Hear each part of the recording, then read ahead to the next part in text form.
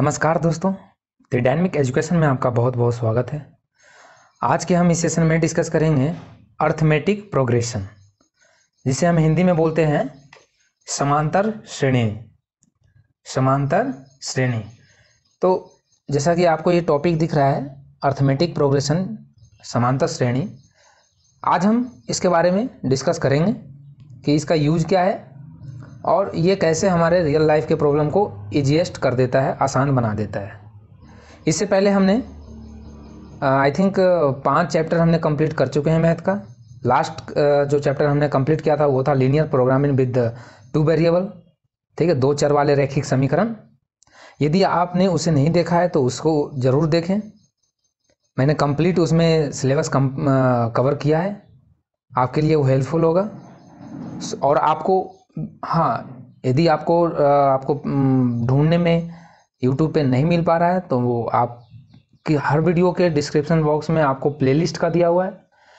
उसमें मैंने math series के नाम से प्लेलिस्ट बना दिया है, मैथ सीरीज, ठीक है, मैथ सीरीज के नाम से हमने प्लेलिस्ट बना रखा है। इसमें आपको इस प्लेलिस्ट में आपको सारे के सारे मैथ का लेक्चर आपको सीरियली वाइज मिल जाएंगे, जैसे जैसे मैंने कवर किया है। ओके, तो आप यहाँ पे नीचे डिस्क्रिप्शन बॉक्स में आप जाके उस लिंक पे क्लिक करें, आपको डायरेक्ट प्लेलिस्ट पे ले जाएगा, ठीक है। वहाँ पे आपको सारे लेक्चर मिल जाएंगे, फिर आप वहाँ से एक एक लेक्चर को देख सकते हैं। ओके, सो अब हम स्टार्ट करते हैं अपने आज के इस सेशन को। देखो, अर्थमेटिक प्रोग्रेशन की बात करूँ मैं तो अर्थमेटिक प्रोग्रेशन जो है ये कोई ऐसा कोई है नहीं कि ये बहुत पुराना से कॉन्सेप्ट है या बहुत पहले से यूज होते आ रहा है, ठीक है। लेकिन हाँ, ये जो है ये अर्लीस्ट कॉन्सेप्ट है। और ये क्यों लाया गया? क्योंकि आप जानते हो कि जैसे जैसे इंसान अपने लाइफ में मॉडर्न या एडवांस होते जा रहे हैं, वैसे वैसे टेक्निक्स भी नए नए तरीके से आ रहे हैं। और आप ये चीज़ आप डिफरेंस अपने रियल लाइफ में, डेली लाइफ में ऑब्जर्व भी करते होंगे कि पहले का ज़माना कुछ और था, आज टेक्नोलॉजी इतनी आ गई कि हर चीज़ मशीन के थ्रू हो रहा है। तो धीरे धीरे टेक्नोलॉजी बढ़ते जा रहा है, तो इस हिसाब से हम अपने जो मैथमेटिक्स के प्रॉब्लम को है उसको भी आसान करने के डिफरेंट तरीके हम ढूंढते रहते हैं। उसी में से एक ये तरीका है अर्थमेटिक प्रोग्रेशन। ओके, ये एक तरीका है, ये कोई मैथमेटिक्स का रियल पार्ट नहीं है, ये एक तरीका है मैथमेटिक्स को इजी करने के लिए। समझ में आया? सो डैट मीन्स, और ये कैसे इजी करेगा वो हम अभी आगे देखेंगे, पूरे लेक्चर में हम पढ़ेंगे, ठीक है, कि डे टू डे लाइफ में हम इसे कैसे यूज करते हैं। तो आप चलिए हम अब स्टार्ट करते हैं अपना। ये हमने आपको बता दिया कि इसका जो और हाँ, एक बात और कि इसका जो आपको आगे रियल लाइफ में है ना, कि आपको इसमें एग्जामिनेशन में, अभी तो आपके एग्जामिनेशन में क्वेश्चन आएगा, लेकिन आगे जब हायर क्लास में जाओगे तो इस पे इंडिविजुअल क्वेश्चंस नहीं बनता है। लेकिन हाँ, इसका यूज किसी ना किसी चैप्टर में जरूर होता है। जैसे नंबर सिस्टम में करोगे, sum of the number system, sum of the squares of number system, ठीक है, 2 नंबर के बीच में एक नंबर निकालना, 5 प्राइम नंबर दे रखा है उसके बीच का एक नंबर निकालना। तो इस टाइप के प्रॉब्लम्स को जैसे अर्थ में ज्योमेट्री में भी कहीं कहीं यूज होता है। सो इस टाइप के प्रॉब्लम को हम क्या करते हैं, इससे इजीएस्ट कर देते हैं अर्थमेटिक प्रोग्रेशन से। और इसमें 2 से 3 फॉर्मूले हैं। एक तो एन टर्म्स निकालने के लिए सम ऑफ द एन टर्म्स, ठीक है, और ये जो और लास्ट टर्म निकालने के यही कुछ एक फॉर्मूले हैं जो यूज होता है। तो ये कुछ ज़्यादा बड़ा टॉपिक नहीं है, काफ़ी इजी टॉपिक है। यदि आप इसको सीरियसली लें और इसको पढ़ें मन से तो ये बहुत आपके लिए ईजी हो जाएगा। ओके, तो आप ज़रूर यहाँ पे मैथ सीरीज पे जो प्लेलिस्ट बना रखा है इसको ज़रूर आप वहाँ पे जाकर विजिट करें, आपको पूरी की पूरी कंप्लीट बोर्ड का मैथ आपको यहाँ पे मिल जाएगा। सो देखो, इंट्रोडक्शन तो हमने दे दिया इसका। अब हम बात करते हैं कि इसकी कैसे यूज है डे टू डे लाइफ में। तो जैसा कि मैं जानते हैं एनसीईआरटी का ही एग्जाम्पल फॉलो करता हूँ। एग्जाम्पल तो मैं और भी ले सकता हूँ, लेकिन मैं इसलिए लेता हूँ, मैं हर लेक्चर में बोलता हूँ इसलिए लेता हूँ क्योंकि बच्चे एनसीईआरटी जब बुक पढ़ते हैं, ठीक है, या पढ़ेंगे, तो उनको ये चीज़ें जो हम बता रहे हैं वो चीज़ जब पढ़ें उनको बात दिमाग में चले तो वो ज़्यादा कंसेप्चुअली उसको सोच सकते हैं और समझ सकते हैं। ओके, इसलिए मैं वो एग्जांपल ज़्यादा फॉलो करता हूँ और काफ़ी मज़ेदार एग्जांपल होता है एनसीईआरटी का। आपको बिल्कुल कहानी के रूप में बताता है, समझने में भी बच्चों को ईजी आता है। क्योंकि डायरेक्ट में यदि अपना एग्जाम्पल या कुछ नंबर लेकर समझाने लग जाऊँ, ये तो बड़ों लोगों जो बड़े हो जाते हैं बच्चे उनको समझाने, जो कंपटीशन की तैयारी करते हैं, क्योंकि उनको कहानी समझ। लेकिन आप अभी बच्चे हो, आप पहली बार अर्थमेटिक प्रोग्रेशन नाम सुनोगे, तो आप भी कोशिश करो कि जो कहानी दिया रहता है उसमें उसको वो कहानी समझाने के लिए दिया रहता है मैथ को, ठीक है। तो यहाँ पे देखो, एक रीना नाम की लड़की है और उसने जॉब के लिए अप्लाइड की और सी गॉट, और ये सिलेक्टेड हो गई। और सिलेक्ट होने के बाद इसको जो स्टार्टिंग मंथली ऑफर हुआ वो हुआ 8,000 रुपीज़। 8,000 रुपीज़ इसको स्टार्टिंग पेमेंट दिया गया। अब स्टार्टिंग पेमेंट में 8,000 दिया गया और इसके बाद इसके जो बॉस थे उसने ये पूछी कि बताइए सर हमारा इंक्रीमेंट क्या होगा, क्योंकि कोई भी आप ये इतना तो जानते हैं कि कोई भी ज्वाइनिंग होता है 8,000 पे, तो ये पूरी लाइफ 8,000 पे तो नहीं होगा, क्योंकि डे बाय डे चीज़ों का दाम बढ़ते हैं। तो इस हिसाब से फिर 8,000 में तो आगे आने वाले 5 साल के बाद तो नहीं काम चलेगा, तो इसलिए लोगों का इंक्रीमेंट भी लगता है, ठीक है। तो इंक्रीमेंट बॉस से पूछा, तो इंक्रीमेंट के बारे में बॉस ने बोला कि आपको हर एनुअली इंक्रीमेंट दिया जाएगा प्रत्येक year 500 rupees in her salary. मतलब आपके सैलरी में 500 रुपया हर साल इंक्रीमेंट कर दिया जाएगा। समझ में आया? तो उसका सैलरी क्या होगा आप बताइए। यदि मैं बोलूँ फर्स्ट साल उसको कितना मिलेगा, तो बिल्कुल 8,000 मिलेगा, क्योंकि फर्स्ट ईयर में तो अभी उसने ज्वाइनिंग किया तो उसको क्या इंक्रीमेंट नहीं मिलेगा इंक्रीमेंट। ओके, जब सेकेंड ईयर में वो जाएगी तो जब फर्स्ट ईयर का जो लास्ट होगा तो उसको कितना स्टार्ट होगा मिलना, उसको मिलना स्टार्ट हो जाएगा 8,500। फिर जब वो थर्ड ईयर जाएगी तो थर्ड ईयर सेकेंड ईयर के लास्ट में उसको स्टार्ट हो जाएगा कितना 9,000 मिलना। उसके बाद डॉट डॉट ऐसे ऐसे चलते रहेगा, उसका इंक्रीमेंट लगते रहेगा। तो इस टाइप के प्रॉब्लम जो है इसमें अर्थमेटिक ईजीएस्ट करता है। कैसे करता है हम आगे देखेंगे, अभी तो आप समझें। बस यदि आपको अर्थमेटिक का प्रॉब्लम सॉल्यूशन मतलब इसकी फॉर्मूले पता है तो आप ऐसे मैं पूछूं कि फर्स्ट ईयर में इसका है इंक्रीमेंट इतना है, मैं पूछूं 25 साल के बाद क्या रहेगा सैलरी, तो आप by the arithmetic progression without आपको बिना लिखे आप इसको कैलकुलेट करके बता दोगे। सोचो तो आप कितना रियल लाइफ के प्रॉब्लम को आप इजी बना लिया आपने। आप यदि एक कंपनी यदि ऐसा ये चीज़ को आप नहीं फॉलो करता अर्थमेटिक प्रोग्रेशंस को, तो उसे क्या करना पड़ता, हर साल ऐड अप कर करके लिखना पड़ता। या वो खुद भी दिमाग में यदि वो जो रीना गई है लेने के लिए वो ये सोची कि अच्छा 8,000 मेरा आज सैलरी है, 500 इंक्रीमेंट लगेगा, तो आज के 15 साल के बाद मेरा सैलरी कितना रहेगा, ठीक। तो 15 साल के बाद कितनी सैलरी रहेगी, इसके लिए वो यदि लिखना स्टार्ट करेगा वो कितना टाइम कंज्यूमिंग होगा, टाइम टेकन है, समझे। तो उस टाइम को वो बचा लेगी और वो अर्थमेटिक प्रोग्रेशंस के फॉर्मूले को लगाकर वो वैल्यू फाइंड आउट कर लेगी कि आज के 15 साल बाद हमारा सैलरी कितना रहेगा। ओके, सो इस टाइप के प्रॉब्लम को सॉल्यूशन को इजीएस्ट बनाता है, ठीक है। जैसे कि आप नेचर में देखते होंगे ना, नेचर में आप क्या देखते हैं कि सनफ्लावर जो होता है, जो सूर्यमुखी होता है उसमें पिटल्स होते हैं, ठीक है। और जैसे आप बोलो हनी कॉम्ब होता है उसमें होल्स होते हैं डिफरेंट डिफरेंट। तो इस टाइप से सीरीज बना रहता है। ऐसे ही इसमें भी हमें क्या बनाना है, सीरीज बनाना है, एक प्रोग्रेशन बनाना है, ठीक है। प्रोग्रेशंस का मतलब प्रोग्रेस समझ में आया, प्रोग्रेशंस का मतलब प्रोग्रेस। अब ये प्रोग्रेस यहाँ पे निगेटिव में भी चल सकता है, पॉजिटिव में भी चल सकता है, समझ में आया। मैं बोलूँ कि यदि आज हमारे पास 6 रुपये है और मैं बोलूँ कि डेली मेरे पास 2 रुपये कम होंगे, तो आज हमारे पास 6 रुपीज़ है तो कल कितना रहेगा मेरे पास 4 रुपीज़ होगा। कल उसके कल होके कितना रहेगा 2 रुपीज़ रहेगा। उसके कल होके हमारे पास कितना होगा 0 हो जाएगा। उसके कल होके क्या हो जाएगा -2 हो जाएगा। अब ये बोलोगे कि जब आपके पास 0 रुपीज़ होगा तो फिर आप -2 कैसे ले आओगे, तो हो सकता है मैं कर्ज ले ले। यदि जिसको किसी का पैसे का आदत है और उसको खर्च करने का है, तो उसको देखते होगे आप रियल लाइफ में कि नहीं भी होता है तो वो किसी से बंदा क्या करता है, कर्ज लेता है। तो कर्ज का मतलब क्या हुआ, निगेटिव में चला गया। उसके वो कल होके कितना होगा -4 हो जाएगा मेरे पास, और माइनस। तो इस तरह से निगेटिव में भी प्रोग्रेशन आप जा सकता है, समझ में। ओके, तो अब हम एक और एग्जांपल आपको लेते हैं। जैसे आपने देखा होगा रियल लाइफ में कि इस टाइप से आपको ये इस तरह से, ये मान लो ये सीढ़ी है, ठीक है, ये सीढ़ी है, ये ऐसे।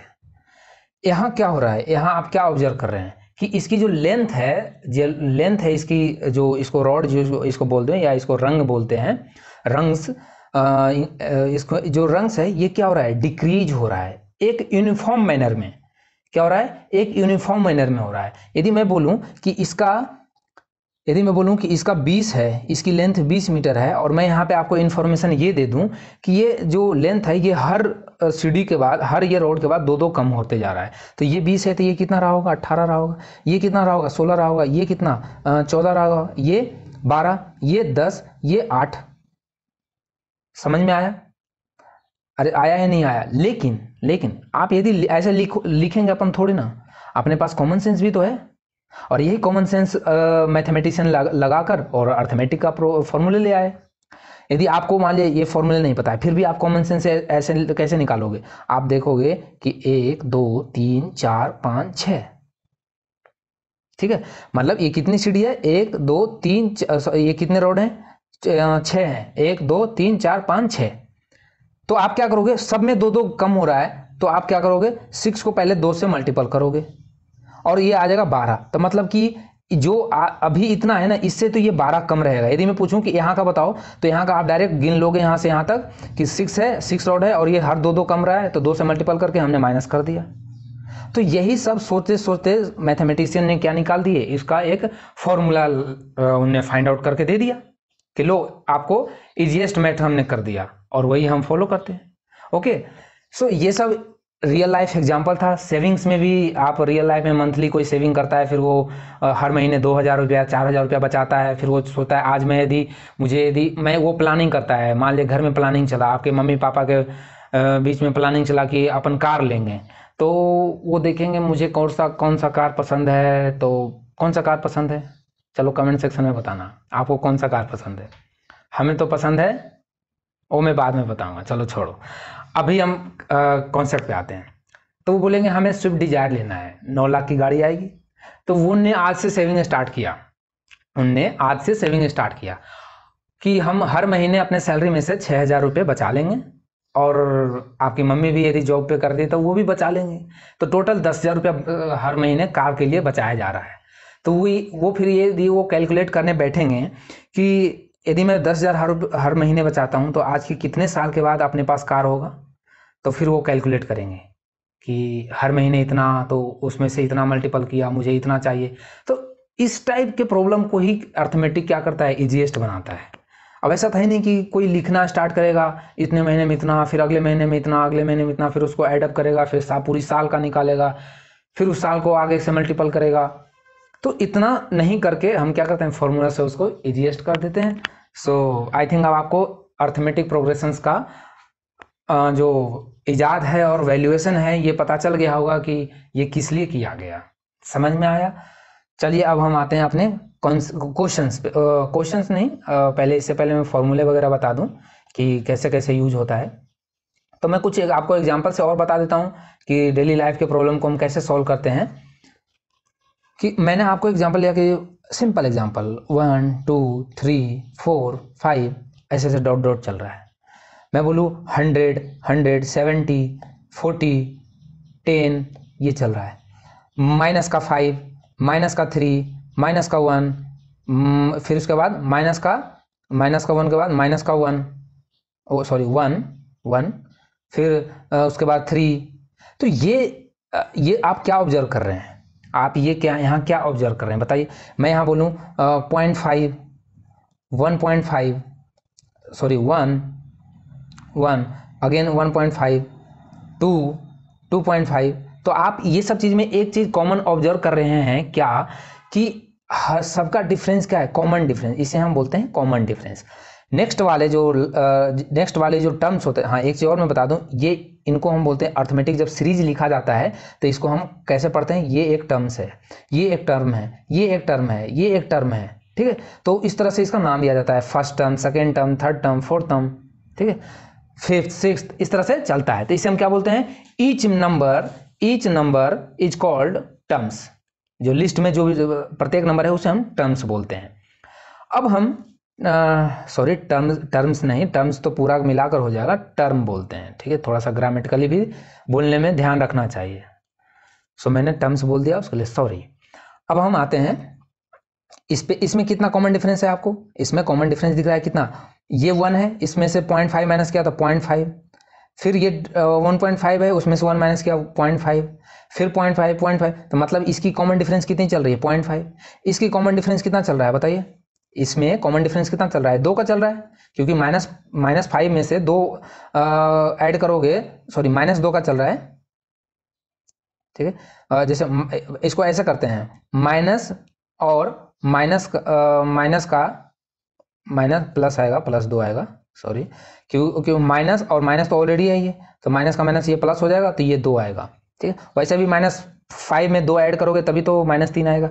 तो इस तरह से इसमें 2 का सीरीज चल रहा है, इसमें कितना का सीरीज चल रहा है, इसमें 30 का सीरीज चल रहा है, 30 कॉमन डिफरेंस है, 30 डिक्रीज होते जा रहा है।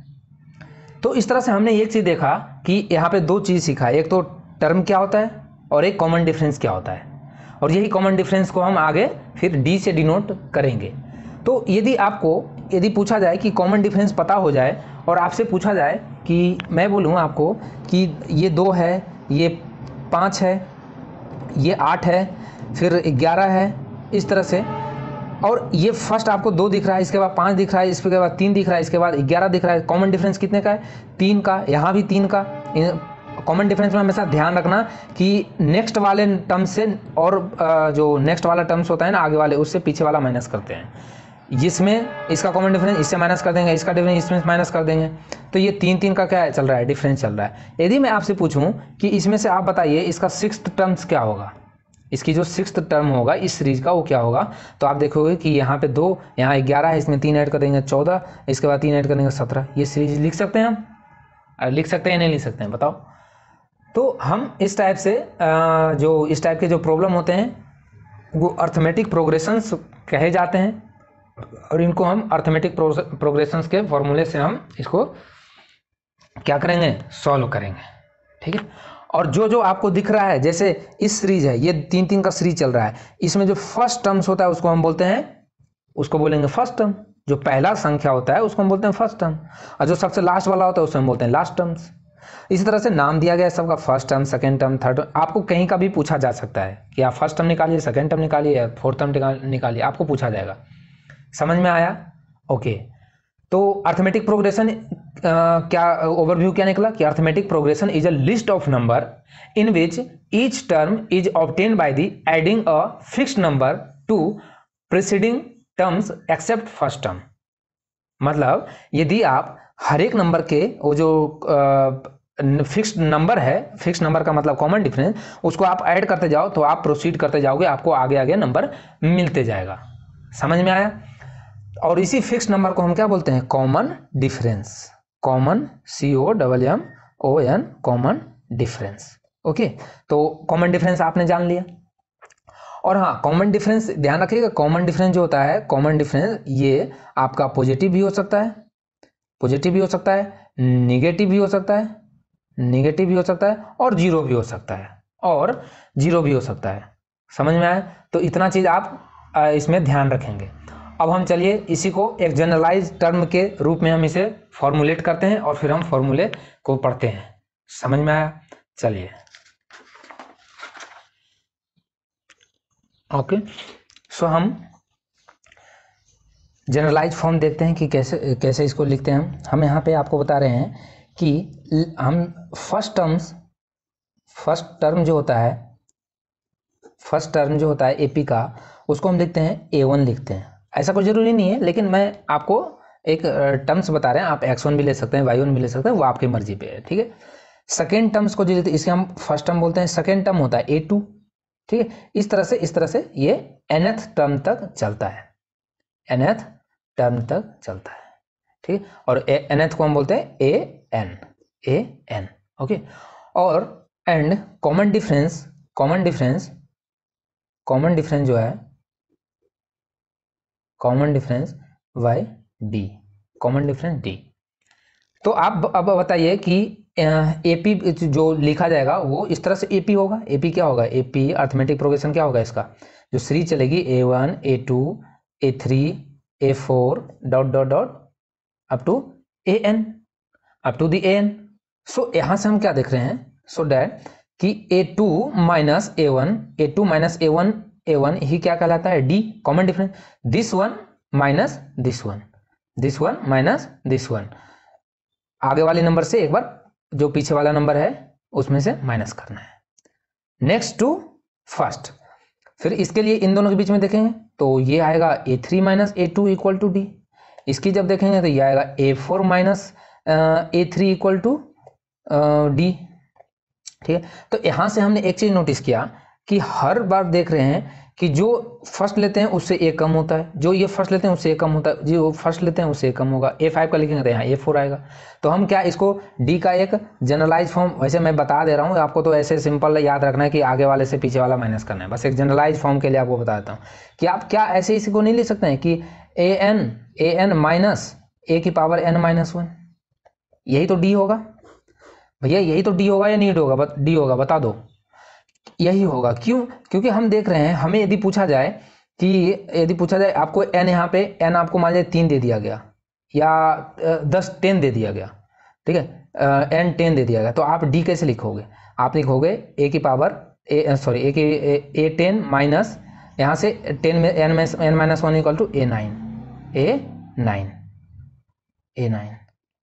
तो यही चल रहा है अभी। और ऐसे भी यदि हम ऐसे फर्दर प्रोसीड करते तो ये लास्ट में यही लिखते हैं यहाँ पे। यदि आपको n इक्वल टू यदि आपको 30 दे दिया गया तो आप कैसे लिखोगे? A30 minus A29। तो हमेशा देख रहे हो डिफरेंस क्या रहा है, एक जो नेक्स्ट वाले से बैक वाले पीछे वालों को माइनस कर रहे हैं। ठीक है, तो ये एक जनरलाइज फॉर्म D का हो गया। तो यदि मैं आपसे एक तरह से पूछूं कि चलिए आपके क्लास में आप सुबह मॉर्निंग में आप प्रार्थना प्रे करने के लिए खड़े हुए और इस तरह से सीक्वेंस में खड़े हैं बच्चे। ठीक है, ये जो सबसे आगे जो बच्चा है वो सबसे लंबा है और इसकी हाइट मान लेते हैं 300 सेंटीमीटर है, मान लिया। अब इससे नीचे, और मैं आपको ये बता दूं कि जो हर बच्चा जो है वो 20-20 के गैप पे है, मतलब उसकी जो हाइट है ना 20-20 कम होते जा रहा है। ठीक, तो 20 कम, तो इस तरह से बनेगा ग्राफ। यदि बनाएंगे तो ये थोड़ा ये इससे कम होगा, ठीक है, फिर ये इससे कम होगा, फिर ये इससे कम होगा, फिर ये इससे ये कम होगा और इससे कम होगा। सॉरी, ये बराबर हो गया, यहां तक मान लेते हैं। कितना हो गया? 1 2 3 4 5 6 7 8 9 कर लेते हैं और ये 10वें बच्चा। ठीक, ऐसे सीरीज में खड़ा है। अब मैं आपसे पूछूं कि 20-20 की सेंटीमीटर का क्या हो रहा है, ये डिफरेंस आ रहा है, मतलब हमने ऐसे इनको अरेंज किया है कि इनके बीच का जो गैप है वो 20-20 का है।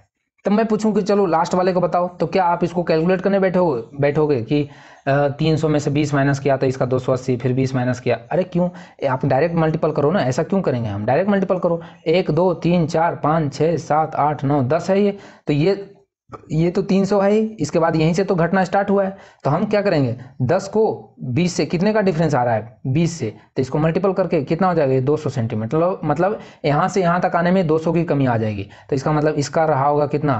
100 सेंटीमीटर का रहा होगा ये बच्चा, ये 100 सेंटीमीटर का सबसे लास्ट वाला रहा होगा। तो इस तरह से आपको कहीं का भी पूछे आप जल्दी से आंसर दे सकते हैं बाय दी कॉमन सेंस और अर्थमेटिक का जो हम आगे अभी फॉर्मूले देखेंगे। ओके, इस तरह से और एग्जाम्पल, बहुत सारे एग्जाम्पल लिए जा सकते हैं। अब मैं बार एग्जाम्पल लेके समझाऊंगा तो टाइम ज़्यादा होगा, तो उससे अच्छा होगा कि आप खुद बुक में देखें, खुद सोचें। ठीक है, मैं एक एग्जाम्पल आपको बताता हूँ कि कोई लड़का है, वो उसके पास जो जितने भी बैलेंस होते हैं वो उसमें से वो 5% जो है 5% वो पेमेंट कर देता है, टोटल लोन पेमेंट 1000 का।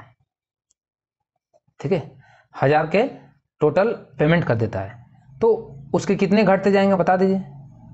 ठीक है, वो 1000 का लोन लिया, उसमें से 5% पेमेंट करते जाता है हर साल, तो उसके कितने घटते जाएंगे? तो 1000 का 5% कितना होगा? परसेंटेज निकालने जानते हैं आप?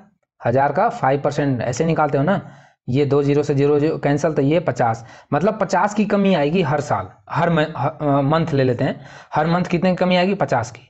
तो यदि 1000 है तो अगला कितना होगा? 950, उसके अगले कितना होगा इसका? 900, तो इस तरह से 850, इस तरह से ये घटते जाएगा।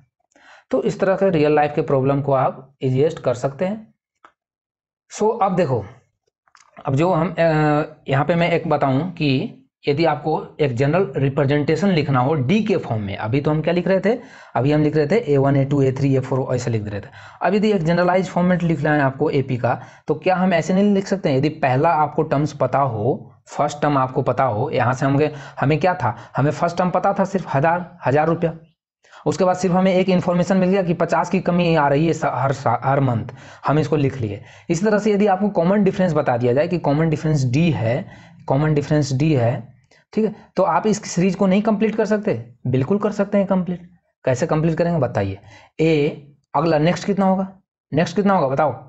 ए प्लस डी, ए प्लस डी होगा ना? अरे बता दो, बताओगे नहीं क्या? चलो ए प्लस डी होगा। अब हम नेक्स्ट कैसे लिखेंगे?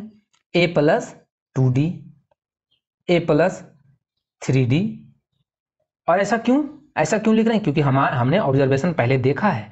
यदि ये हमें 1000 पता था, तो हमें यदि 1000 यहाँ से माइनस हो रहा था तो इसमें से माइनस कर देते। यदि हमें थर्ड टर्म पे लिखना होगा, तीसरी मंथ में लिखना होता, तो हम क्या करते? 50 × 3 मतलब 150 इसमें से माइनस कर देते, तो हमको 850 आ जाता। और ऐसे भी 850 आ रहा है। समझ में आया? तो इसका मतलब यही तो है कि डी क्या होता है, वो कॉमन डिफरेंस बराबर है। अब जब कॉमन डिफरेंस बराबर है तो कॉमन डिफरेंस को एक एक ऐड करते जाओ। तो जब फर्स्ट में ए में हमने डी ऐड किया था, ए प्लस डी हुआ, फिर इसमें एक और डी ऐड करेंगे तो ए प्लस 2D हो जाएगा, एक और डी इसमें ऐड करेंगे तो ए प्लस 3D हो जाएगा, अगला बार डी ऐड करेंगे तो ए प्लस 4D हो जाएगा। तो इस तरह से आप सीरीज को क्या कर सकते हो? कंप्लीट कर सकते हो, यदि आपको सिर्फ कॉमन डिफरेंस और फर्स्ट टर्म दे दिया जाए तो आप देख रहे हो अर्थमेटिक सीरीज जो है, अर्थमेटिक प्रोग्रेशन है, इसने कितने इजीएस्ट कर दिया। आप सिर्फ डिफरेंस पता कर लो, कॉमन डिफरेंस, उसके बाद हम सीरीज कंप्लीट कर लेंगे। कितना भी सीरीज लिखना हो लिख सकते हैं। 10वां सीरीज लिखना है, 10 का लिखना है, हमें फर्स्ट पता है, हमें फर्स्ट 1000 पता है इसका, हमें 1000 पता है इसने कि इसने रुपए लिए है। बोलेंगे 10 महीने बाद कितने इसका कम, इसमें इसके लोन में कितनी की कमी आ जाएगी 10 महीने बाद?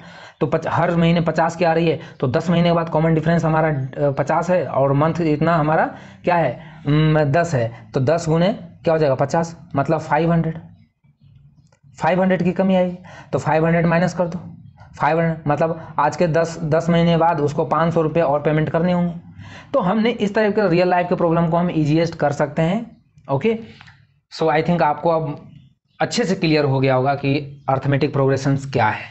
ठीक है, मैंने बहुत ज़्यादा एग्जांपल लेकर आपको समझाने की कोशिश किया है। अब हम चलते हैं, देखो अब एक होता है फाइनाइट, ये डेफिनेशन है, सिंपल डेफिनेशन है, इसमें कोई बड़ी बात नहीं। एक होता है फाइनाइट आप जानते हैं, फाइनाइट मतलब जो एक लिमिटेड में हो। ठीक है, सीरीज जो है वो कहीं ना कहीं टर्मिनेट कर जाएगा, फाइनाइट। और इनफाइनाइट का मतलब जो अनंत तक चले, मतलब n तक चले। ठीक है, भाई लिख दिया हमने n तक जा रहा है सीरीज, वो इनफाइनाइट हो गया। और फाइनाइट का मतलब जो जिसकी सीरीज जो टर्म्स है वो फिक्स्ड है, 10 टर्म, 20 टर्म, 50 टर्म्स। ठीक है, तो इस तरह से हम दो कैटेगरी में इसको देख सकते हैं। नाउ अब हम नेक्स्ट चलते हैं, क्या कि यदि हमें common difference and first term दे दिया जाए तो हम सीरीज को लिख सकते हैं, नो प्रॉब्लम। चलिए एक सीरीज को आप लिख के बता दीजिए। मैं आपको फर्स्ट टर्म बताता हूँ, मैं आपको फर्स्ट टर्म बता दे रहा हूँ। ए है आपका 6, ठीक है, ए दिख रहा है आपको, हाँ। और कॉमन डिफरेंस जो है आपका मान लेते हैं 4 का है, कॉमन डिफरेंस 4 का है। तो क्या इस सीरीज को आप कंप्लीट कर सकते हैं? बिल्कुल कर सकते हैं। 6, 10, 14, 18, 22 एंड नेक्स्ट ... हम लिख सकते हैं इसको। ओके, आपको दे दिया जाए कि ए 6 है और बी डी जो है वो आपको -3 है, तो भी हम कंप्लीट कर सकते हैं। पहला 6 होगा, फिर ये -3 की कमी आएगी, इसमें -3 की कमी हमने देखा था ना, ए प्लस क्या होता है, डी होता है, ए प्लस डी, और डी आपका माइनस हो गया तो ये तो माइनस में जाएगा, तो माइनस इससे करते जाओ, ये 3 हो जाएगा। फिर अगली बार ये क्या कर देगा, 0 हो जाएगा, फिर उसके बाद -3 में चलेगा, फिर उसके बाद क्या चलेगा, -6 चलेगा। तो इस तरह से डिफरेंस चलेगा।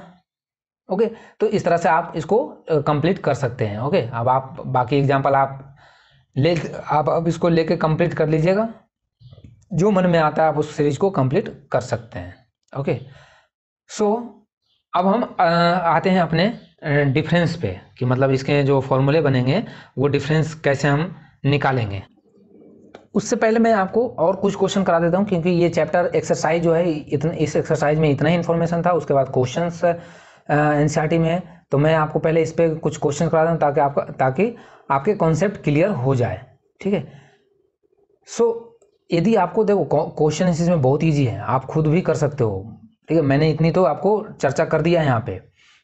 क्वेश्चन यही इजी है कि क्वेश्चन आपका एक है कि a इक्वल टू 10 है और d इक्वल टू 10 है, तो सीरीज लिख के बताओ। क्या नहीं लिख सकते? a इक्वल टू माइनस का 2 है और d इक्वल टू 0 है, तो सीरीज लिख के बताओ। तो d इक्वल टू 0 है तो इसका मतलब क्या चलेगा बताओ? फर्स्ट टर्म क्या होगा? -2। नेक्स्ट टर्म क्या होगा? मतलब ये किसका सीरीज चलते जाएगा? -2 का सीरीज चलेगा। नेक्स्ट टाइप का जो आपके क्वेश्चन है उसमें एक्सरसाइज में वो इस टाइप के कि उसमें आपको सीरीज दे रखा है, आपको बताइए कि इसमें से कौन अर्थमेटिक प्रोग्रेशन है और कौन नहीं है। तो जैसे मैं एग्जांपल लेता हूँ, √3, ठीक है, √6, √9, ठीक है, √12, इस तरह से सीरीज दे रखा है। तो क्या ये अर्थमेटिक प्रोग्रेशन में? और अर्थमेटिक प्रोग्रेशन को चेक करने के लिए हम क्या देखते हैं? Common difference. क्या इसके कॉमन डिफरेंस को आप देखें? कॉमन डिफरेंस को देखो, क्या है? ये है √3 और ये √6। कैसे इसको मैनेज करेंगे? नहीं हो सकता। ये तो क्या बन जाएगा? ये तो 3 बन जाएगा, √9 क्या हो जाएगा? 3 हो जाएगा। तो कॉमन डिफरेंस सही नहीं है, तो इसका मतलब ये एपी में नहीं है, ये एपी में नहीं है। तो ध्यान रखिएगा, एपी का यूज वहीं होगा जहां पे कॉमन डिफरेंस क्या हो? सेम हो, मतलब आपका जो सीरीज है ना वो एक समान हो, मतलब वो उसकी जो डिफरेंस है वो एक समान चल रहा हो, तभी ये अर्थमेटिक प्रोग्रेशन का कॉन्सेप्ट लग सकता है, अदरवाइज नहीं लगेगा। समझ में आया? इसीलिए जो भी काम किया जाता है, जब भी आप कोई चीज़ अरेंज करते हैं या इस तरह से कोई काम करते हैं, तो उसमें यही ध्यान रखा जाता है कि जो सीरीज हम ले उसमें डिफरेंस बराबर हो, ताकि कैलकुलेशन करना इजीएस्ट हो। समझ में? एक और example, 1 square equal to 3 square equal to 5 square equal to बोल रहा हूँ कॉमा 7 स्क्वायर, इस तरह से सीरीज का बता रहा है। अब बताइए इसमें से है क्या? ये अर्थमेटिक में है, बता दो। ये 3 3 जा 9, 3 3 जा 9, और 9 में से एक गया तो 8, और नेक्स्ट देख लो 25 में से 9 गया तो 16 आ रहा है, ये 16 आ रहा है। जब 49 में से 25 माइनस करेंगे तो क्या होगा? 49 में से 25 माइनस करोगे तो 15 और 9, 15 और 9 कितना हो जाएगा? 24 आएगा। समझ में? सो हम यहाँ पे ये देख रहे हैं कि यहाँ पे आपका जो जब इसके जो डिफरेंस कर रहे हैं ना, उसके बाद जो आ रहा है वो हमें सीरीज में अर्थमेटिक सीरीज में दिख रहा है। आप देखो, जब इसका माइनस किया तो 8 आया, फिर इसके माइनस किया तो 16 आया, इसका जब माइनस करें तो 24 आया, ठीक है। तो इसका मतलब ये तो 8 8 का गैप पे आ रहा है। तो ये इसका मतलब ये है कि इसको आप देखते हुए इसको नहीं आप कह सकते हैं कि ये अर्थमेटिक सीरीज में है। हाँ, इनका डिफरेंस अर्थमेटिक सीरीज में है, ये कह सकते हैं, लेकिन ये अर्थमेटिक सीरीज में नहीं है। और हाँ, अर्थमेटिक सीरीज का एक जगह और यूज है। कहाँ पे? जब आप कंपटीशन की तैयारी करते हैं ना, या कोई नवोदय वगैरह का तैयारी करते हैं, उसमें देखते हैं, आपने सुना होगा रीजनिंग, ठीक है। तो रीजनिंग में भी ये बहुत ज़्यादा यूज होता है। जब सीरीज वाला जो आता है ना, नंबर सीरीज, उसमें कि बताइए नेक्स्ट क्या होगा, इनमें से एरर वाला लगाइए, तो उसमें भी अर्थमेटिक सीरीज का बहुत ज़्यादा यूज होता है। समझ में आया? ओके। अब हम ये एक्सरसाइज आप करना बहुत ईजी है, इसमें से और कुछ इंपॉर्टेंट क्वेश्चन होगा मैं क्वेश्चन वाले सेशन में कराऊंगा। मैं आगे नेक्स्ट कॉन्सेप्ट पे आता हूँ। अब nth टर्म ऑफ एपी, ठीक है। एपी का nth टर्म क्या होगा, इसका फॉर्मूला हम पढ़ेंगे। तो चलिए nth टर्म ऑफ एपी पढ़ते हैं कि क्या होता है nth टर्म। आई थिंक आपको दिख रहा है nth term. nth term of AP.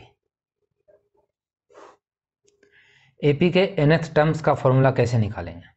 तो मैं वही सेम एग्जांपल जो रीना वाला एग्जांपल था उसको दोबारा से रिपीट करता हूँ, ताकि एक ही एग्जांपल हो, ताकि उससे आपको समझने में कन्वीनियंट हो, सुविधा हो, ठीक है। इसलिए मैं उसको दोबारा, और इसको हिंदी में कहते हैं, टर्म्स को हिंदी में बोलते हैं पद, ठीक है। तो हम हिंदी वाले बोलेंगे पहला पद, दूसरा पद, तीसरा पद, ठीक है। तो यहाँ पे हम क्या बोलेंगे? nवां पद। क्या? nवां पद। तो nवां पद का फॉर्मूला क्या होगा बताइए? तो रीना वाला एग्जांपल आपको ध्यान है, रीना का एग्जांपल क्या बताया था कि 8,000 में उसकी जॉब लगी थी, ठीक है। उसके बाद 500 उसका इंक्रीमेंट था, उसकी इंक्रीमेंट जो था वो 500 था। ये इसकी मंथली सैलरी थी, ओके, ये मंथली सैलरी था। सो अब हम उसके सैलरी को लिखना स्टार्ट करते हैं, सैलरी को हम लिखना स्टार्ट करते हैं। तो हम किस तरह से इसको स्टार्ट करेंगे? जैसे मैं पूछूं कि फर्स्ट, मैं यहाँ पे लिखता हूँ, फर्स्ट जो होगा उसका 800 होगा, 8000 होगा। फिर क्या होगा? 85,000 होगा जो फर्स्ट होगा फर्स्ट ईयर में। फिर सेकेंड में आएंगे तो सेकेंड में 8500, फिर थर्ड में 9,000 एंड फोर में 9,500, सिक्स्थ में 10,000 हो जाएगा। इस तरह से इसके चलेंगे। तो क्या मैं इसे इस तरह से नहीं लिख सकता? बताओ, यदि मुझे इसका लिखना होगा, जैसे ये 9,000 का लिखना है थर्ड ईयर में, तो थर्ड ईयर वाले को हम क्या लिखेंगे? 8,000 प्लस का 500 प्लस का 500। कोई दिक्कत है क्या? अरे कोई दिक्कत है क्या? बता दो, बता दो, कोई दिक्कत है तो बोल दो, अभी के अभी सॉल्व कर देंगे आपका दिक्कत में। ओके, और बाकी फिर आप कमेंट सेक्शन में बता देना। चलो, यहाँ हम इसको कैसे लिख सकते हैं? 500 प्लस 500। कोई दिक्कत नहीं? दिक्कत है। इसको क्या लिख सकते हैं? 8,000 प्लस 500 प्लस 500 प्लस 500 प्लस 500। किसी को कोई डाउट नहीं? देखो, डाउट तो मैं खुद ही यहाँ पे ले लेता हूँ और खुद ही समझ देता हूँ, ठीक है। फिर बाद में आपको समझाने के लिए देता हूँ वीडियो कि आप इसमें से समझो। तो मैं डाउट तो कोशिश करता हूँ कि मैं डाउट आपके लिए रहने ही नहीं दो, नहीं रहने के लिए आपको डाउट छोड़ूँ ही नहीं, आपके पास डाउट रहे ही नहीं। कोशिश तो मेरा यही होता है, लेकिन फिर भी डाउट होता है तो आपके लिए कमेंट सेक्शन खुला हुआ है। आप कमेंट सेक्शन में जाइए और धड़ाधड़ टाइप कर दीजिए, जैसे आप व्हाट्सअप मैसेज टाइप करते हैं और करते हैं ना व्हाट्सअप मैसेज टाइप, कितनी हाथ उंगलियाँ चलती है फटाफट फटाफट। उसकी तो यदि कैमरे में कैप्चर किया जाए तो वो वेव लाइक चलेगा, इस तरह से ऐसे ऐसे चलता है। यदि इंस्टेंट कैमरे में कैप्चर किया जाए तो आपकी जो उंगलियों का मोशन होता है वो वेव लाइक होगा, ठीक है। चलो इधर देखो, अब हम इसे क्या लिख सकते हैं? इसको और ऐसे सिंप्लीफाई करके, क्योंकि ये इंसान है, हमारे पास कॉमन सेंस है, तो इसको सिंप्लीफाई करके ऐसे लिख लिया। कोई दिक्कत? कोई दिक्कत है क्या? बता दो। नहीं दिक्कत। और हम इसको कैसे लिख सकते हैं? और हम ऐसे इसको 8,000 प्लस का 3 - 1 इंटू 500 भी लिख सकते हैं, इंटू 500 भी लिख सकते हैं। मतलब ये तीसरे साल के लिए हो जाएगा। इसके जब लिखेंगे तो ये होगा 8,000 प्लस 3 इंटू 500, और इसको लिखेंगे 8,000 प्लस 4 - 1 इंटू 500। इसको लिखेंगे, डायरेक्ट मैं लिख देता हूँ, 8,000 प्लस 5 - 1 500।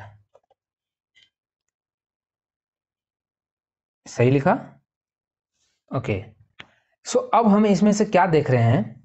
ये छठा नहीं, ये 5वीं साल है, ये 5th है, ठीक है, ये 5th। यहाँ से आप क्या ऑब्जर्व कर रहे हैं? कुछ ऑब्जर्व कर रहे हैं? कुछ दिमाग में दिख रहा है आपको कि सर जब हम तीसरे साल का ले रहे हैं, तो जब हम इस तरह से लिख रहे हैं, जब इसको थोड़ा अरेंज करके ब्रेक करके लिखे हमने, थोड़ा सुंदर ढंग से लिखा इसको हमने, तो क्या लिखा? 3 है। थर्ड ईयर का निकाल रहे हैं तो इसमें हमने क्या देखा कि फर्स्ट ईयर का ले लो, जो उसको जो स्टार्टिंग में जो था ना उसका सैलरी वो, और प्लस क्या कर रहे हैं, 3 में से 1 माइनस कर दो और जो कॉमन डिफरेंस है उसको लिख दो। इस तरह से हम देख रहे हैं कि जब फोर्थ ईयर का निकाल रहे हैं तो जो इनिशियल सैलरी है वो ले लो और प्लस 4 में से 1 माइनस करके ऐसे कर दो। फिर जब हम फिफ्थ का देख रहे हैं तो यही सेम कि फिफ्थ में से 1 माइनस करके ये 5,000 नहीं 500 ले लो। तो इस तरह से हमने यहाँ से एक चीज़ तो ऑब्जर्व किया कि इस तरह से हम सीरीज को लिख तो सकते हैं, लेकिन अब हमें यहीं तक ये पैटर्न नहीं छोड़ना है, हमें आगे की ओर सोचना है। तो आगे की ओर क्या सोचेंगे कि यदि आपको फाइंड सैलरी बोला जाए कि बताइए 15वें साल में क्या होगा, या 20वें साल में क्या रहा होगा, 25वें साल में क्या रहा होगा, तो क्या आप इस फॉर्मेट से नहीं लिख सकते? इस फॉर्मेट से लिख सकते हैं या नहीं लिख सकते हैं? बता दो आप। यदि मैं पूछूं कि चलिए सैलरी बताइए, उसका salary for 5th 15th year. 15वें साल की सैलरी बताइए। तो 15वें साल की सैलरी कैसे लिखेंगे? ऐसे लिखेंगे ना, salary salary salary equal salary, उसके बाद सैलरी प्लस सैलरी इन, ऐसे लिख लो, salary in 14th year, salary in 14th year, और प्लस उसके बाद क्या लिखेंगे? प्लस का 500, प्लस का 500। जैसे यहाँ पे हमने तीसरा फोर्थ का लिया तो फिफ्थ का निकालने के लिए इसमें से प्लस प्लस करते जाते हैं 500, ऐसे लिख सकते हैं इसको, सैलरी इन 14th ईयर, 14वीं साल, और प्लस का कॉमन डिफरेंस जो हर साल बढ़ रहा है। ये तो कॉमन सेंस की बात हो गई। अब हम 14वें साल का जो सैलरी है उसको हम कैसे लिख सकते हैं? उसको हम कैसे लिखें? ऐसे नहीं लिख सकते क्या?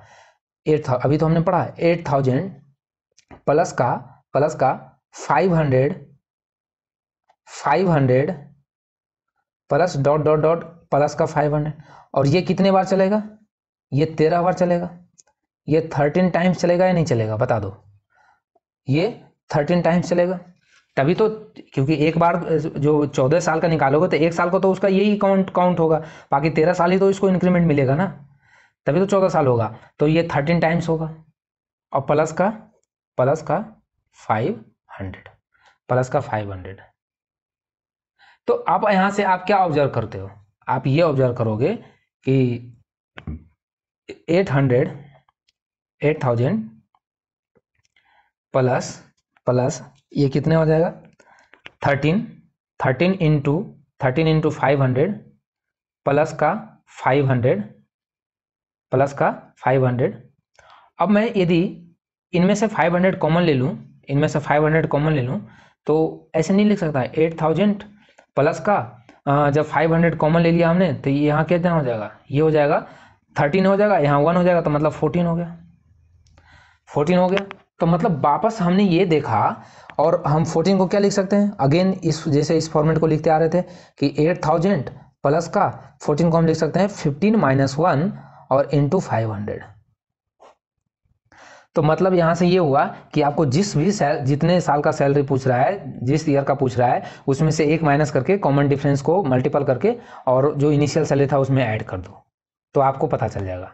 तो हमने यहाँ से एक फॉर्मूला क्या लिखेंगे कि फर्स्ट सैलरी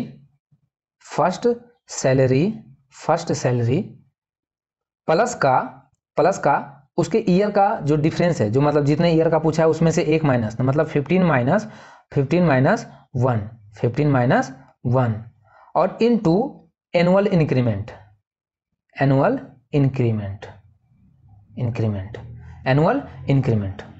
जो हर साल इंक्रीमेंट हो रहा है उसका। सो यहाँ से अब हम डायरेक्ट, यदि आपको 25वें साल का पूछ लिया जाए तो आप इतना नहीं लिखोगे। अब 25वें साल का पूछ रहा है ना, ठीक है भैया, 25वें साल बताता हूँ मैं अभी कैलकुलेट कर। तो 8,000 प्लस क्या, प्लस 25 - 1 कितना हो जाएगा? 24। 25 - 1 24 और इंटू 500। अब 8,000 प्लस का 24 का 5 से गुना करें तो 24 बजे 20 से 120 पे 2 शून्य, मतलब 12,000 उसकी बढ़ी रहेगी, मतलब उसकी सैलरी 20,000 रहेगी।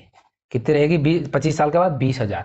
तो आप देख सकते हैं कि अर्थमेटिक से हमने कितने इजी से सॉल्यूशन कर लिया, इसका कर लिया। तो यहीं से हमारा NF टर्म्स का फॉर्मूला भी निकलता है। कैसे निकलता है तो देखें।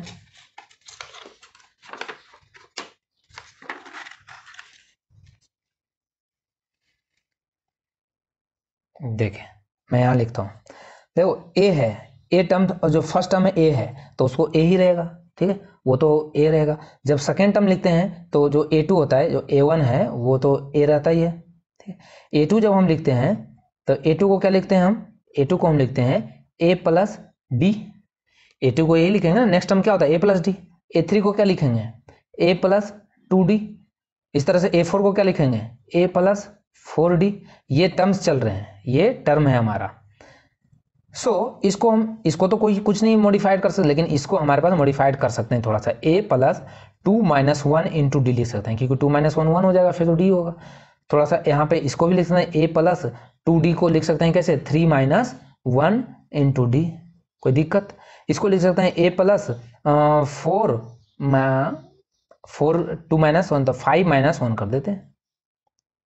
5 माइनस 1 यहाँ पे 3d आएगा, पहले 3 आएगा उसके बाद 4 आएगा ना, तो a plus 4 minus 1 into D.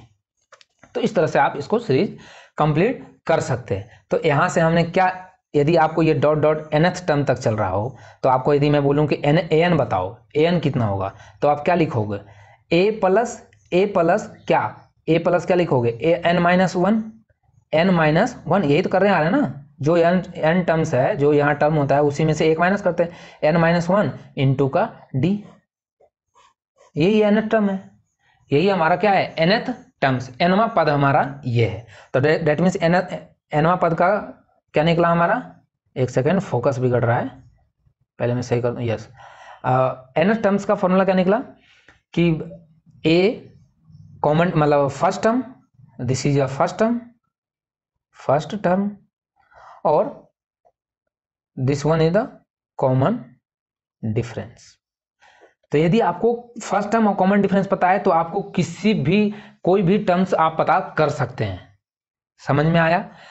चलिए हम आपको एग्जांपल से बता देते हैं कि आखिर ये कहना क्या चाह रहा है। और जो यदि आपको लास्ट टर्म पता है, ठीक है, तो लास्ट टर्म को हम लिखते हैं एल से, लास्ट टर्म को हम एल से लिखते हैं, लास्ट टर्म को एल से डिनोट करते हैं, ठीक है। सो एन तो हमारा क्या हो गया, एक general terms of the arithmetic progression ले लिया। समझ में आया? सो अब हम एग्जांपल आपको ले लेते हैं कि आप बताइए कि find 10th term of AP यदि ये सीरीज चल रहा है 2, 7, 12, ठीक, ये चल रहा है, तो आप इसका 10वां पद बताइए, इसकी 10वीं पद बताइए क्या होगा। चलो बताते हैं कैसे निकालोगे। फॉर्मूला क्या है?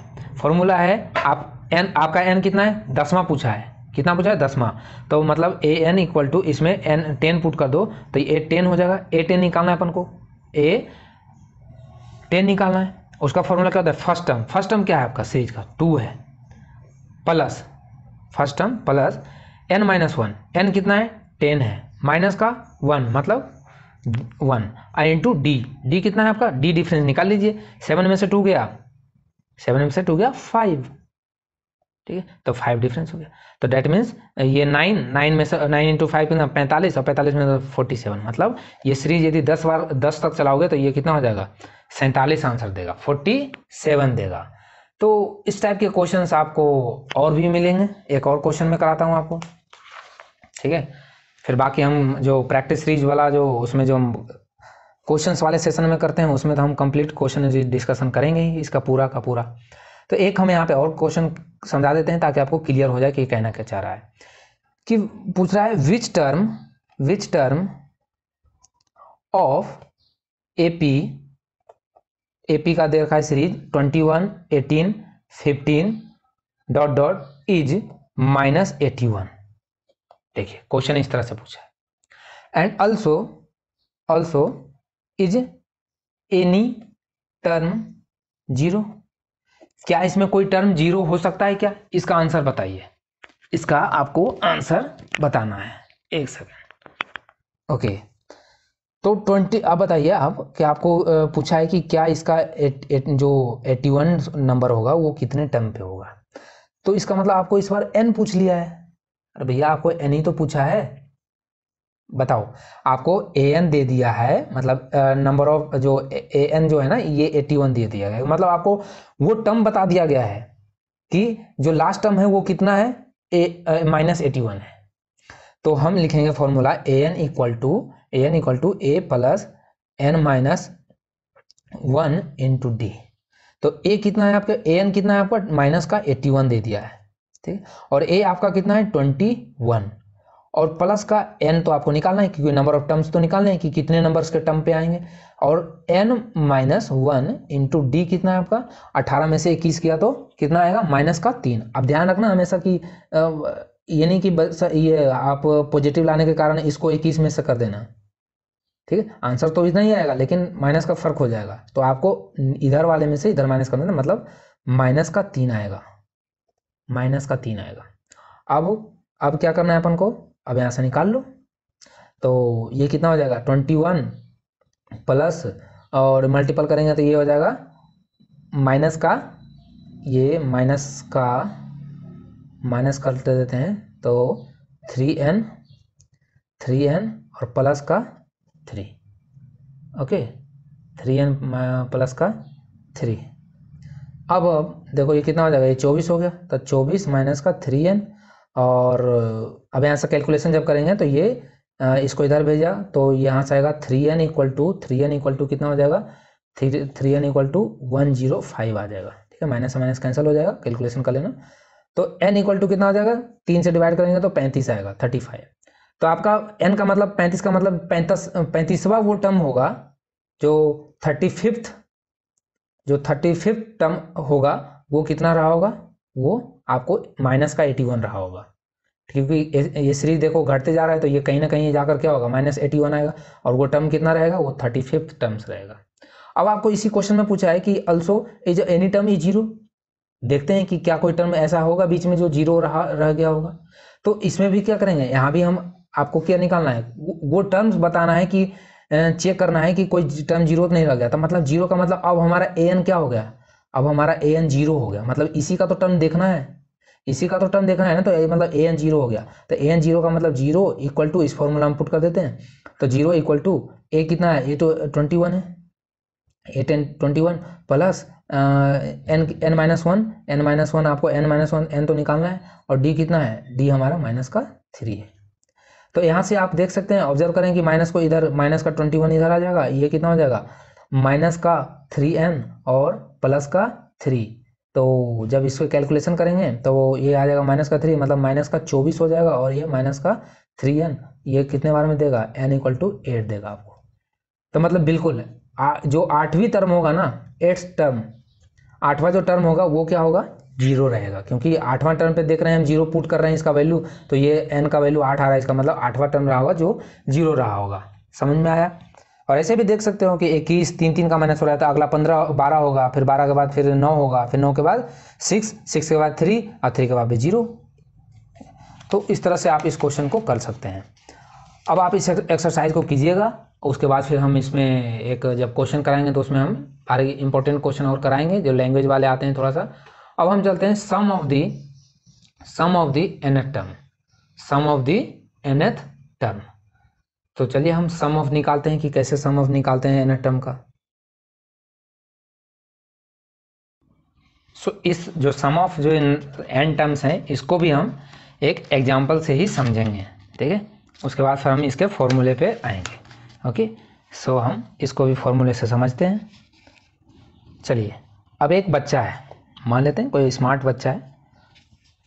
बच्चा है, पढ़ने में, दिखने में नहीं, पढ़ने में स्मार्ट है, ठीक है। तो यदि उसको हमने कैलकुलेशन के लिए दिया कि तो चलो बच्चा तुम इसको 1 से लेकर 1 to 100 तक के नंबर को सम करके बताओ। क्या करके बताओ, सम करके बताओ। तो कोई जो सिंपल वाला बच्चा होगा वो क्या लिखेगा, वो ऐड करना स्टार्ट होगा 1 + 2 + 3। तो उसने लिखा कि s इक्वल टू 1 + 2 + 3 + 4 + ... 90 + ... + 99 + 100, ऐसे ही लिखेगा। जो आम बच्चा होगा वो ऐसे ही लिखेगा 1 2 3 4 अप टू 90, फिर प्लस आएगा, फिर 91 99, इस तरह से 100 तक लिखेगा। लेकिन ये वो बच्चा जो स्मार्ट बच्चा है वो क्या करेगा, वो थोड़ा सा अपना कॉमन सेंस अप्लाई कर देगा और कैलकुलेशन ईजी कर लेगा। और कैलकुलेशन कैसे ईजी कर सकता है, तो देखेगा कि s इक्वल टू इस नंबर को रिवर्स करके लिख देगा। क्या करेगा वो, इस नंबर को रिवर्स करके लिख देगा। अब ये नंबर रिवर्स करेंगे तो उल्टा आ जाएगा ये 100 plus 99 plus dot dot plus 90 plus 4 plus 3 plus 2 plus 1 ऐसे हो जाएगा। रिवर्स कर दिया, रिवर्स करके लिख लिया, कोई दिक्कत नहीं दिक्कत। अब उसने क्या किया कि उसने एक पैटर्न ऑब्जर्व कर लिया। क्या पैटर्न ऑब्जर्व कर लिया? उसने पैटर्न ये ऑब्जर्व किया, एक तरीका उसने ऑब्जर्व, उसके दिमाग में आया कि अरे यार ये तो कहीं ना कहीं मैं 101 में 1 जोड़ता हूँ तो 100 में 1 जोड़ता हूँ तो 101 आएगा, फिर 99 में 2 जोड़ता हूँ तो भी 101 आएगा, अगला जो 98 आएगा उसमें भी 3 जोड़ता हूँ तो 101 आएगा, 97 आएगा उसमें भी 4 जोड़ेंगे तो 101 आएगा, 96 में 5 जोड़ेंगे तो 101 ही आएगा। समझ में आया? तो इस तरह से उसने इस चीज़ों को ऑब्जर्व किया, ठीक है, और चीज़ों को ऑब्जर्व किया। जब ये देखा कि फिर इधर ऐसे चलेगा, फिर ऐसे इस तरह से देखेगा, इधर लाएंगे तो फिर यहाँ भी 101 आएगा। मतलब ये जब उसने, और जब इन दोनों को इसने सम कर दिया, उसने क्या किया, दिमाग लगा के सम कर दिया और उसने एडिंग कर दिया इसको, ये दोनों को 2 इक्वेशंस मान लेते हैं, ठीक है, ये 2 इक्वेशन हम कर दिया। तो इधर तो क्या हो गया, 2s हो गया, s प्लस s 2s हो गया। इस तरफ क्या आएगा, 101, ठीक है, सॉरी 101, मैं यहाँ पे वो 100 प्लस 1 91 99 प्लस 2 ऐसा करके नहीं लिख रहा, डायरेक्ट लिख रहा हूँ, आपको समझा दिया ना मैंने। फिर वो नेक्स्ट क्या आएगा, 101, फिर जब 98 को 3 से ऐड करेगा फिर 101। तो इस तरह से क्या होगा, 101 का जो प्लस प्लस वो 101 आते रहेगा। कितने बार आएगा, कितने बार आएगा, क्वेश्चन ये है कितने बार आएगा। तो भाई 100 टर्म्स है तो 100 बार आएगा, 100 टाइम्स आएगा। तो जब वो देखा कि जब वो 101 100 बार आ रहा है तो ऐसे सम करो या उसको डायरेक्ट 100 से मल्टीपल करो, बात तो बराबर ही होता है। तो उसने 100 को 100 टाइम्स को जो 101 है उससे मल्टीपल कर दिया, ठीक है, और इसको ये 2s हो गया। तो उसने क्या देखा, सम इसका यहाँ से 2 को इधर डिवाइड में भेज दिया, तो 100 इंटू 101 डिवाइड बाई 2, तो ये 50 बार में चला गया, और 50 बार में जाएगा तो कितना आ जाएगा, 5 0 5 0 50। जब एक नॉर्मल बच्चा था उसने भी आंसर इतना ही दिया, जब उसको पूछा गया तो वो बैठा और फिर सम करने लग गया, वो एक एक करके सम किया और लगाया उसने आधा घंटा, और आधे घंटे में उसने आंसर दे दिया 50। तो आंसर तो दोनों के सही है, लेकिन ये ज़्यादा इफेक्टिव है, ठीक है। तो इसी चीज़ को देखते हुए, इसी पैटर्न को ऑब्जर्व करते हुए सम ऑफ दी n टर्म्स के फॉर्मूले फाइंड आउट किया गया। समझ में आया? तो चलिए हम अब सम ऑफ दी n टर्म्स के फॉर्मूले देखते हैं।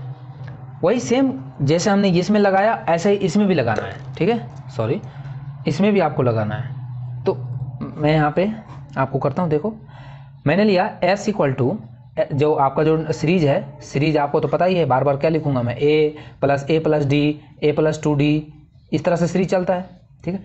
तो इसको सम करने के लिए बोला गया, तो हम भी ऐसे करेंगे, पहले लिख लेंगे a plus a minus D, ठीक है, ए प्लस डी माइनस क्यों आ रहा है, a plus d plus a plus 2d plus a plus 3d up to ये आगे की ओर चलेगा, और आगे जो n टर्म आएगा वो कितना होगा, जो अप टू दी nवा टर्म जो आएगा वो कितना होगा। इस सीरीज का nवा टर्म क्या होता है, हमने पढ़ा है अभी, nth टर्म का फॉर्मूला क्या पढ़ा था कि a plus n minus 1 into D, यही पढ़ा था ना, a plus n minus 1 into D.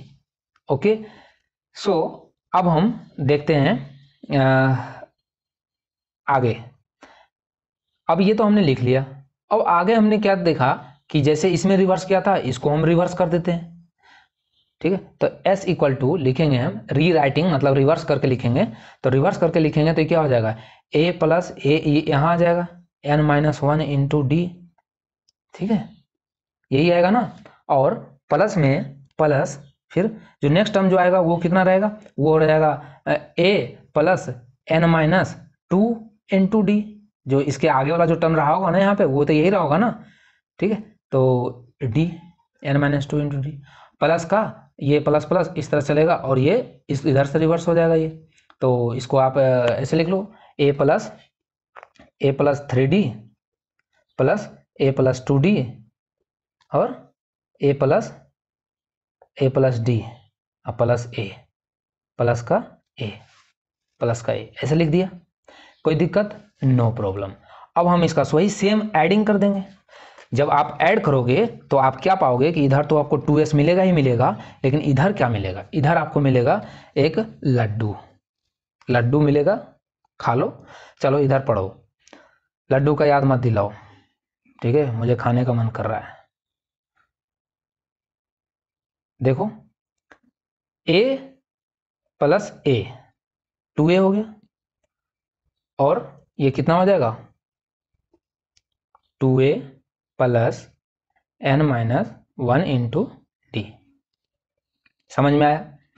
जब ये दोनों टर्म्स ऐड हो गए, अब इन दोनों टर्म्स का ऐड करेंगे तो इसमें क्या होगा, a प्लस ए, तो इन दोनों को टर्म ऐड करेंगे तो a प्लस ए 2a देगा, लेकिन d एक और है इसमें, d क्या है, एक d और है इसमें, तो ये जब हम d इसमें से कैलकुलेट करना तो ये d क्या हो जाएगा, इसमें से एक माइनस हो जाएगा ये, ठीक है, तो ये n माइनस 1 इंटू डी बन जाएगा, n माइनस 1 इंटू डी।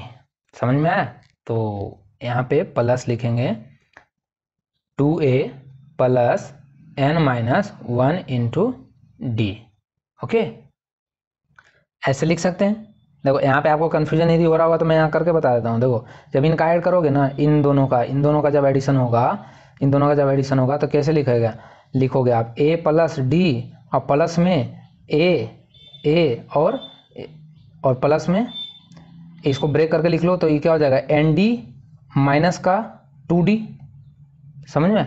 अब देखो d और माइनस का 2d, d माइनस का 2d कितना देता है, पहले तो a प्लस ए 2a लिख दो, ठीक है, और ये कितना देगा आपको d माइनस 2d आपको माइनस d देगा, ठीक है, तो प्लस का ये एन डी और माइनस का d, तो जब यहाँ से d कॉमन लोगे तो ये कितना हो जाएगा n माइनस 1 इंटू डी हो जाएगा, तो इसलिए हमने यहाँ पे n माइनस, तो आप सब में करोगे तो इसमें जब इसमें देखो इसमें a प्लस 2d है तो नेक्स्ट जो टर्म आएगा उसमें 3 आएगा, तो इस तरह से हम ये सीरीज क्या होगा आगे की ओर यही चलेगा, 2a n minus 1 into D, 2a n minus 1 into D, 2a n minus 1 into D, ऐसे ही चलेगा।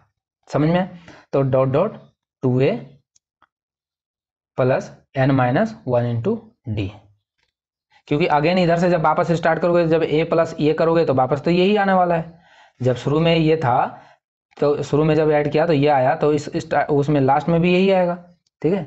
सो अब हम इसे क्या करेंगे, और ये कितने टाइम्स चलेगा, ये चलेगा n टाइम्स तक, n टाइम्स तक, ओके, n टाइम्स तक चलेगा ये। अब हम इसमें से क्या देखें कि क्यों ना जब ये n टाइम्स तक चलेगा तो इस एक टर्म्स में n से मल्टीपल कर देते हैं, एज सिंपल एज, तो कर देते हैं मल्टीपल, चलिए मल्टीपल कर देते हैं। सो आपको जो इधर से 2s दिख रहा था उसको क्या लिख सकते हैं, n into 2a plus n minus 1 into D, ठीक है, फोकस खराब हो रहा है, हाँ अब सही है, 2a plus n minus 1 into D, यही था। सो यहाँ से हम s equal to n upon 2 divide by 2a plus n minus 1 into D हम लिख देंगे, और यही हमारा फॉर्मूला होता है sum of the nth terms. Sum of the first nth terms का फॉर्मूला यही होता है n upon 2 2a plus n minus 1 into D. समझ में आया? ओके, अब देखो, अब हम इस पे क्वेश्चंस कर लेते। ओके, क्वेश्चन से पहले आपको इसमें एक और फॉर्मूला आता है, वो इसी का ये मॉडिफाइड रूप है, जैसे मैं इसको लिख दूँ n अपॉन 2 लिख दिया और इसको थोड़ा a प्लस ए लिख दिया हमने, कोई दिक्कत, a प्लस ए लिख दिया। अब a प्लस ए और n माइनस 1 इंटू डी लिखा। अब आप इसका कुछ याद आ रहा है, a plus n minus 1 into D किसका याद आ रहा है, याद आ रहा होगा आपको, किसी ना किसी का तो याद आएगा ही, ये आएगा nth टर्म का, ठीक है, an का आएगा, ठीक है, अभी हमने पढ़ा था ना nth टर्म का फॉर्मूला पढ़ा था।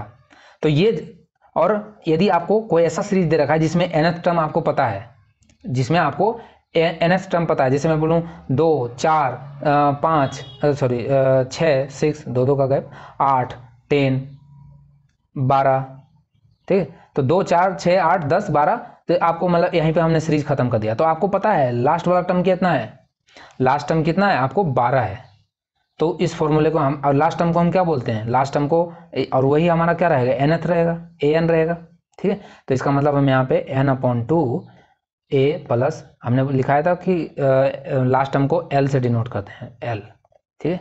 तो a प्लस एल भी आपको ये फॉर्मूला याद रखना है। कब, जब आपको फर्स्ट टर्म और लास्ट टर्म पता हो तो सम आप कर सकते हो। जैसे इसी का बात करते हैं, ये सीरीज आपको दे रखा है, 2 का गैप है, सीरीज है 2 4 6, अब इसका सम करना है, तो आप ऐसे नहीं ऐड करोगे कि 2 + 4 + ये नहीं, अपन को डायरेक्ट फॉर्मूला लाएंगे s = क्या, n/2, n कितना है यहाँ, n आपको कितने नंबर दे, 1 2 3 4 5 6, 6 नंबर है, तो 6/2, और फर्स्ट टर्म क्या, a क्या होता है फर्स्ट टर्म, तो मतलब 2, और प्लस लास्ट टर्म कितना है 12, ठीक है। तो कितना हो जाएगा, ये 3 हो जाएगा, और ये कितना आ जाएगा 12 2 14, तो मतलब 42 आएगा। इसका सम कितना आएगा, 42 आएगा। तो जब आपको फर्स्ट टर्म और लास्ट टर्म पता हो तो आपको ये फॉर्मूला लगाना है, यदि फर्स्ट टर्म लास्ट टर्म नहीं पता हो तो आपको ये लगाना है, समझ में। तो ये सम ऑफ द nth टर्म्स का फॉर्मूला था। अब इस पे हम कुछ 1-2 क्वेश्चंस करा देते हैं, बाकी क्वेश्चन हम जो कराएंगे वो उस सेशन में कराएंगे जब हम क्वेश्चंस प्रैक्टिस कराएंगे, ठीक है। तो चलिए एक क्वेश्चन कर लेते हैं ताकि आपको क्लियर हो जाए कि फॉर्मूला यूज कैसे करना है। Question, if sum of first 14th term, आपको दे दिया है first 14 terms of an AP is 1050, मतलब 1050, and its first term is 10, find the 20th term. यदि पहला पद 10 है तो 20वां पद बताइए क्या होगा। तो सिंपल है, sum of the first 14 term दे दिया, मतलब आपको n भी दे दिया, n कितना दिया, 14 दिया है, मतलब n आपको 14 है, जो इन्फॉर्मेशन दे रखा है उसको तुरंत लिख लिया करो, ठीक है। आपको फर्स्ट टर्म भी दे दिया, a भी 10 दे दिया, समझे, और आपको सम ऑफ भी दे दिया, मतलब sn भी दे दिया, sn दे दिया आपको कितना, s14, मतलब 14 है तो s14 का सम दे दिया कितना, 1050। आपको 20वां टर्म पूछा है, तो पहले क्या करोगे, पहले आप क्या निकालोगे, यहाँ से आप निकालोगे इसकी, क्योंकि आपको कॉमन डिफरेंस ही तो नहीं पता है इसका पहले, तो कॉमन डिफरेंस पता होगा तभी तो 20वां पद निकालेंगे ना हम। तो ये फॉर्मूला यूज करेंगे कॉमन डिफरेंस के लिए, ये वाला, ठीक है।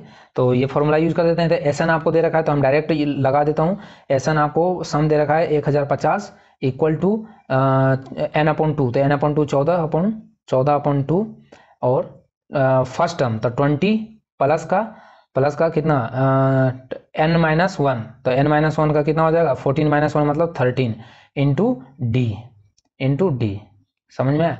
तो यहाँ से ये कितना हो जाएगा 1050, ये 14 इधर कर देते हैं, तो ये यहाँ से कैलकुलेशन कर लेना, ये हो जाएगा 2100 ये हो जाएगा, 2 से मल्टीपल कर देंगे इधर तो, और ये 14 रहेगा, और ये 20 प्लस 13 इंटू डी, और ये 14 से कितने बार में जाएगा, 2 से काट लो तो ये 7 दूनी 14, और ये कितने बार में 2100 कितने बार में जाएगा, तो यही वापस यही आ जाएगा, ठीक है, या 1050 आ जाएगा।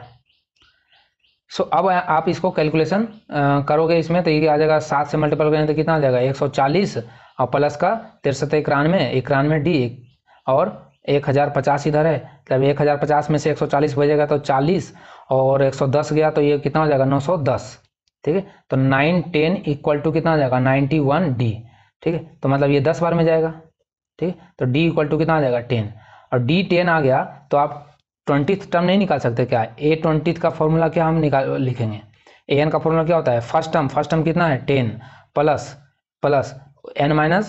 n-1, तो n कितना है आपका, n आपका 14 है, तो मतलब 13 इंटू कॉमन डिफरेंस तो डी 10, तो कितना होगा 130 प्लस 140 होगा, जो कितना होगा इसका, यहाँ पे हमने मिस्टेक किया क्या, फर्स्ट टर्म आपको 10 दिया है, और जो nth टर्म का फॉर्मूला होता है वो होता है n-1 इंटू डी, ठीक है। तो 13 है 30 140, ओके सॉरी आपको ये 20th बोला है ना, तो यहाँ पे 13-1 नहीं लेंगे ना, आपको 20वां टर्म पूछा है, तो n-1 का मतलब 19 होगा ये, ओके, ये 19 होगा, ठीक है। तो 19 माइनस 20 माइनस 1 19 इंटू 10, तो 190 माइनस प्लस 10 कितना हो जाएगा 200। ओके। सो अब आप जो नेक्स्ट आगे का जो क्वेश्चन होगा वो मैं नेक्स्ट सेशन में कराऊंगा। तब तक देखते रहिए the dynamic education. This is Rohit signing off.